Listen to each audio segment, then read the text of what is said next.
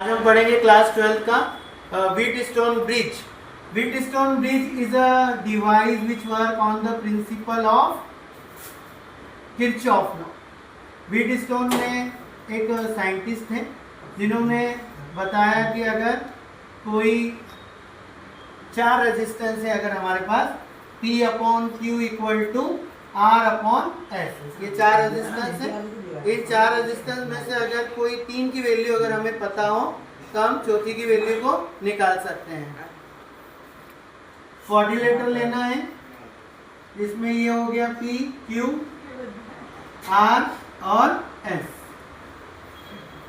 यहाँ पर हम लगाएंगे गैल्वेनोमीटर। गैल्वेनोमीटर क्या होता है? It is a device which is used to presence of current. किसी सर्किट में अगर करंट फ्लो हो रहा है तो हम ये बैलेंसिंग सर्किट काम करेगा। ठीक है, अब यहाँ पर देखें, जैसे ही स्विच ऑन करेंगे करंट फ्लो होगा, आई करंट फ्लो हो रहा है। जैसे ये आई करंट यहाँ पर आएगा तो ए बी सी और डी चार साइड है। ए बी में करंट फ्लो हुआ I1 और इसमें फ्लो हो जाएगा I2।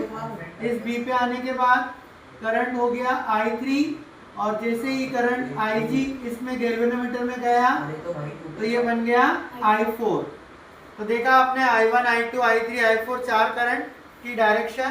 तो सबसे पहले अपन किरचॉफ का पहला नियम लगाएंगे। किरचॉफ का फर्स्ट लॉ क्या कहता है? At any junction the algebraic sum of current is 0। मतलब जितना किसी जंक्शन पर करंट आता है उतना ही चला जाता है। तो देखो B पर आने वाला करंट है I1 और जाने वाला करंट है I3 और IG मतलब I1 किसके इक्वल होगा? I3 प्लस IG के। बट बैलेंसिंग में हमने क्या कहा? IG में से कोई करंट नहीं पास होगा, तो I1 किसके इक्वल हो गया बच्चों? I3 के। एट पॉइंट B पता किया हमने, अब हम निकालेंगे एट पॉइंट D। अब देखो D पर आने वाला करंट है I2 और IG और जाने वाला करंट है I4। अगेन बैलेंसिंग की बात करें तो IG 0 होगा। इस केस में I2 की वैल्यू हो गई I4 के बराबर। तो ये फर्स्ट इक्वेशन हो गई, ये सेकेंड। तो इस तरह से हमने किरचॉफ का पहला लॉ लगाया जिसमें हमने B और D पर करंट निकाला। अब यहाँ पर हम किरचॉफ का सेकेंड लॉ लगाएंगे। किरचॉफ का सेकेंड लॉ है पर किसी भी क्लोज मेश में जो एल्जेब्रिक सम होता है सेलों का, वो इक्वल टू होता है flow of current passing through corresponding resistance के। तो यहाँ पर पहला मेश है A B D A। क्या लेंगे? A B D A, A B D A। और दूसरा मेश है B C D B, B C D B। अब इसमें देखो A B D A में कहीं सेल लगा है क्या? A से B, B से D, D से A में नहीं लगा, मतलब टोटल सेल का EMF 0। अब रहा IR, तो A से B में करंट फ्लो हो रहा है I1, किस में हो रहा है? P में, तो I1 P लिखेंगे।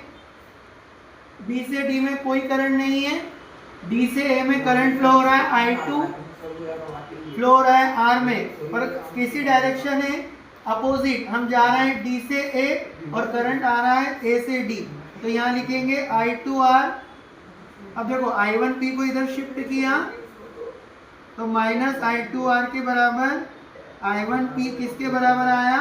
I2R के।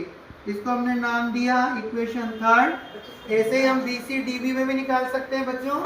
बताइए, B से C में करंट है I3Q, C से D में करंट है I4S। कैसा है? माइनस का। कोई सेल जुड़ा है क्या यहाँ पर? नहीं है, तो ये 0। तो I3Q किसके बराबर आया? I4S के।